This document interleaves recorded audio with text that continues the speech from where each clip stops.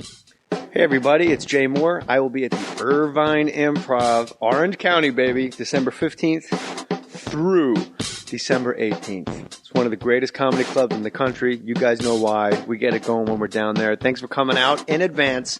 I'll see you at the Irvine Improv, December 15th through 18th. Holler! Put your name on it.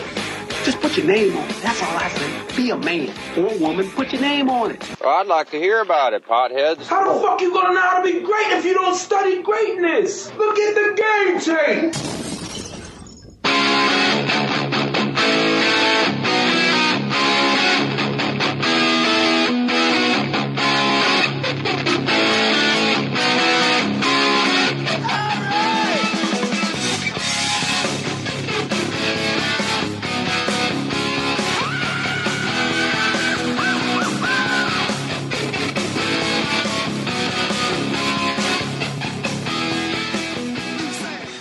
Yes, put your name on it. Tom Segura up in this piece. King Kong ain't got nothing on you, baby boy. We need to get on these motherfuckers, man. Yeah, we're gonna get it. What's up, man? What's up, man? Thanks for having me back. It's fun to be back at the Fake Mustache Studios. It's good to have you back, Tom, and here's why. First of all, you and Bert are like neck and neck for favorite podcast guests of all time. Of all the podcasts. Like of everybody's podcast. Like anytime you're on anybody's podcast, everybody gets fired up. So I like to take credit like, no, he's my friend. We go on the road together. You may have him on your podcast, but I know him intimately. I've made love to Tom Segura and Bert Kreischer, and you have not. Your child is sitting on my lap. That's right. Tommy's sitting there with my baby, having a good time. Tommy just got off the road. He was in Mad City. Mad Town. Madison, Wisconsin is a place. Dude. I've been asked to play there many times, and I would like to go there. I liked Wisconsin when I was there. You don't know what you're missing. That club is the shit. I had the best time. Is it as good as the Irvine Improv, December 15th to 18th, where you will not be opening for me? I will not. The thing is that December 15th or 18th, I'll be at the Laughing Skull in Atlanta. The Laughing Skull? Yeah. Downtown Atlanta. ATL. Hot Atlanta. Baby. You told me a while ago, last time you were in Atlanta, that you thought it was, and I'm trying to do this delicate, no, who cares? You said it was the gay black man capital of the world, and every single black guy you saw was on the down low. Well, the thing is that the club, the Skull, which is also called the Vortex, is across the street from a bar, like a bar club. I think it's called the Bulldog, something like that. And from the outside, you wouldn't be able to guess anything from it. Could you name more different names for one place just now? What? The Laughing Skull is also called the Vortex, which is across the street from the Bulldog, which is next to Rawhide, which is downstairs from Dugout. The Vortex is the name of the place. The Laughing Skull is in the Vortex. It's in the Vortex. The Bulldog is the gay black club across the street. I think. Sure, it's not the Doberman. It might be. And actually, I'm Bulldog wrong. is not a very black dog. I'm wrong. I don't think it's a gay black club. It's just a gay place. And most of the people walking around are just black because you're in Atlanta, and that's ATL. Is Atlanta a very black town? It's 70%. It's the only major city in America that is 70. That has that. Chocolate City, DC. I don't think it has that percentage though. I don't think it has the ratio. East Orange, Richmond, Virginia, but that doesn't have the size. East Orange, New Jersey. Yeah, but are those as big as ATL? No, East Orange is small. I believe East Orange is the actual blackest city. Well, I know it. I'm not going to act like, I've heard somewhere. East Orange, New Jersey is the blackest city in the United States. Really? In the stage. Sorry, I'm out of breath. I had a little too much shrimp. What? Just out of my reading glasses right before we started. I'm a mess. And if you live in New Jersey and you're black, it's not East Orange. Where do you live? Ask me where I live. Where you live? Orange. Orange? That's East Orange. Really? Yeah. All right. So you're at the Laughing Skull the 15th of December. Yeah. And that's across the street from a gay bar that's inhabited by many African American men. Yeah. And the hotel is right around the corner, so you walk. Which hotel are you going to be staying at? Do you want to say it on? I don't even know. I really don't know. But it's close by. I'm at the Omni, and you just walk around and you see. It's just really the fact that you're seeing flamboyant. There's levels of gay. There's different types. No, I don't know. Well, you know what I mean. Oh wait, you and I had this conversation, and Nick said it's like Barbie. She told you. There's what? Were you trying to? You work this into. This is on you. You talked about this. I have on a bit stage about once. it. Yeah, but I'm not doing the bit right now. You got to do it. It's too funny. But I'm saying, I'm not trying to like. Oh, I know you're not trying bits out on Right? it. Yeah. But then, is this what I'm thinking of? And then Nick said it's like different. It's like Barbies. That There's is all what she said. different- Yes, that's All right, true. sorry. No, I just feel like you like. Okay, you can meet a gay guy that's really unassuming. Like you meet a guy like just like John you Travolta, or just whatever, like a guy. or just a regular guy. You can meet a guy, whatever. Rex Ryan, it could be the guy that you meet, and Probably not, but right. But I'm saying I was going with there's Travolta. a guy like that who you go, oh, there's no signs of what we assume When are you're like, stereotypically "That guy's gay?" right, and you go like, what? And then well, who is it a guy gets- like that we know that we know, that we can't out anybody? Obviously. right? So how can I? But who's a guy? Are you talking about Bert? Yeah, you can't say that though. Can't. People don't know Bert's gay. I don't know. All I'm right, trying to so think. there's the guy there's you don't that, know. but they're definitely, you know what I'm saying? And then what happens is I think everybody can agree that then there are people who the colors change a little bit and they have a little tells. Like it's what leads to people saying that they have gaydar. It can be that somebody gestures and we could be wrong because it can be just effeminately and you go, that was kind of, and then it makes you think that somebody's more gay, right?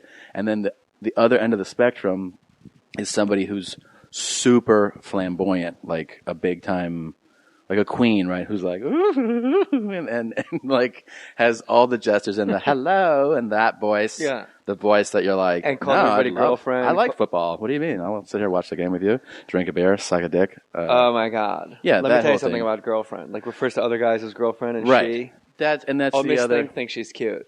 That's the end of this other end of the Why spectrum. did the Jets lose?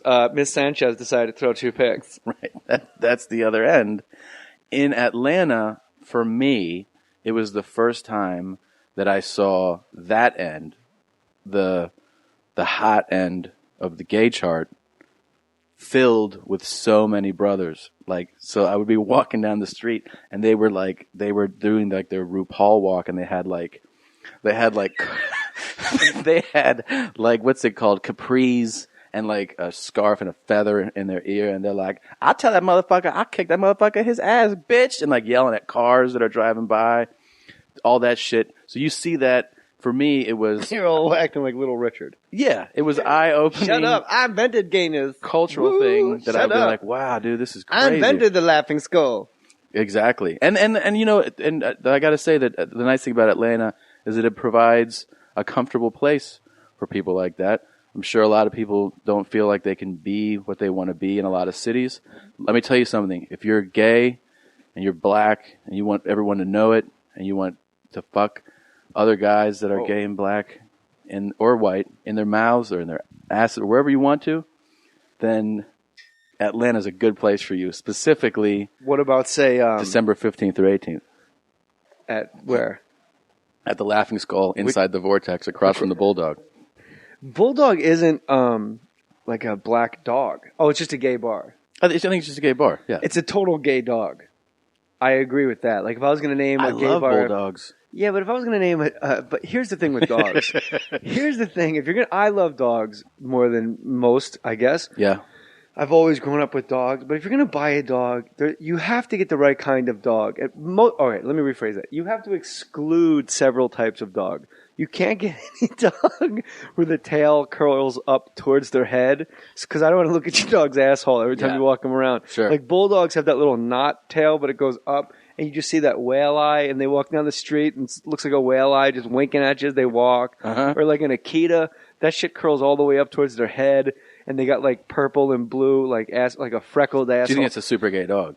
Yeah, well, yeah. If your asshole's like on display, Yeah. and it's never clean. There's always like loose change and mints and shit stuck to their ass.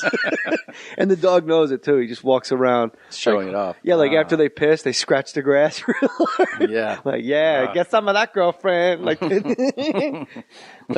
like Bulldog to me is a pretty gay. If I was going to name a gay bar after a dog, Bulldog's good. But do you think I mean, Pomeranian's a little too on the nose. Yorkie, yeah, you can't be that on. It's too. You got it's too on the it's it's too right on it. Do you think that Bulldogs look like? Do you think they look sexy, or do you think some people think they look aggressive, menacing? I don't think so at all. To me, they I look think they look sweet, right? The jowls hang down, and I think they look like old queens. like old queens. Yeah, like when you see those old, like George Animal Steel gay guys. Yeah, You know those guys? They like sit by the pool. They're like oddly strong. yeah. And you just know, they have like a 2-inch tuna can penis.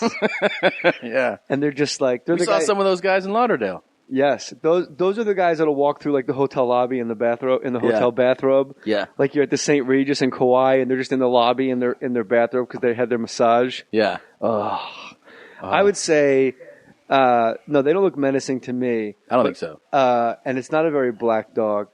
Pit bull is like a ghetto dog. I wouldn't say it's black. It's just all around ghetto. I would say it's all around like ghetto. Well, there's that Rican. What's his name? He goes by Pitbull, the rapper. Oh, is he? I think he's Cuban. No, Is he? I don't know. Maybe you're right. Shit. But he looks like a pit bull. Kind of. He looks oddly like a pit bull. Yeah. Nothing really says black. Okay, He does a great Dr. Pepper commercial. nothing says black. Okay, here's this. Nothing says 1970s black man like a Doberman Pinscher. Sure. Yeah. Nothing says Billy D. Williams, Colt 45, Lando Calrissian. I'm sorry, they got here right before you did. And that and especially the fawn Doberman, like that light brown Doberman. that's like, to me, that's a black dog. Sure. With a Cadillac. Yeah. Yeah. If it's like With no shocks and it just floats around like a Land Cruiser on the 110, bumping Yeah. in the 110. In my two-tone Ford. What about Rottweilers? You had one. Rottweiler, no. Rockweiler, yes. Rockweiler, very black. Yo, that's a Rockweiler. I would say so. Yeah, that's pretty. What was Madison like? You said you loved Madison. It was fucking great, man. It's a cool city. People were just cool, man. I mean, I think like, when you're on the road, the whole experience can be very exhausting. And what makes like a city, either you're like, that's fun, or like, that sucks, or like, are the people, right? Like you meet cool people. Yeah, you go out to Ontario, for example, Ontario, California. Yeah. And you just sit there and you do your regular 5 shows or whatever. And just, it's a very Spanish town. Yeah. And you just sit in the hotel room and you look out at the mountains and everything's just brown. Like the landscape is brown, like literally, like there's no grass on the mountains. It's just a brown mountain. Yeah. And you just sit in your room like, holy shit, I want to fucking kill myself. But then you said you go to places like Madison or like you're down and like staying in Laguna if you're doing Irvine or something. You're like, this is the tits. Yeah. I mean, Madison's just cool. Like it's a city that like, I don't think people would assume like it would be cool, but like, it's just a great layout. There's just a great culture, great energy, and like the shows were all great shows. Sold out 3 of 5 shows. Great like owner. It's a family owned. I'm a really big fan of these independently owned clubs. I feel like they operate better. There's just a great, I don't know, it's just a great way they put it together. I had great comics on it. Kevin McCaffrey came out to feature, and I fucking forgot the MC. I'm sorry, Brian. I forgot your last name, Brian. But Good he was old, great. what's his name? Fuck, man, he was great. And Brian, shit, he's gonna kill me. But the place was just great. The crowds. That's were how nice awesome. a guy Tom Segura is. He's afraid of offending a Midwest MC. Well, I just, he was a great guy. But the shows were awesome. Hey kid, get my bags. That's how I act on the road. Hey kid, get my bags. You would lose your shit. You have to play it. It's a great club. Attell and I, what's it called? He just did it. He did it 2 weeks before I did. What's the name of the club? The Comedy Club on State. Oh, you told me that on the phone. Did he tell you had a good time? No, we didn't talk about it. Oh. We just talked about stand-up. And then we started to get into, like, why is it, when you go do stand-up, why is it depressing when you're on the road? Like, why? Nick says boredom has killed more comics than drugs. She's like, if Greg Giraldo had his kids and wife with him in New Brunswick, he'd still be alive. Just sitting in a hotel room, we go like fucking crazy. And we watch Sports Center. We ordered a club sandwich at 2 p.m. But what is it? And I said this to Attell. Like, if I said to 99% of America, you're going to go to Madison, Wisconsin, and I'm going to put you on radio there, 5 different radio stations, and then for an hour every night, everyone's going to think you're the coolest thing to ever hit town. Like, everybody would sign up for that. So then why doesn't that happiness translate the next day to the hotel room? It's a great question. I think the boredom thing, you hit the nail on the head. I don't know what the answer is, but I think there's a direct correlation between how much fun you're having doing it and how you handle that downtime.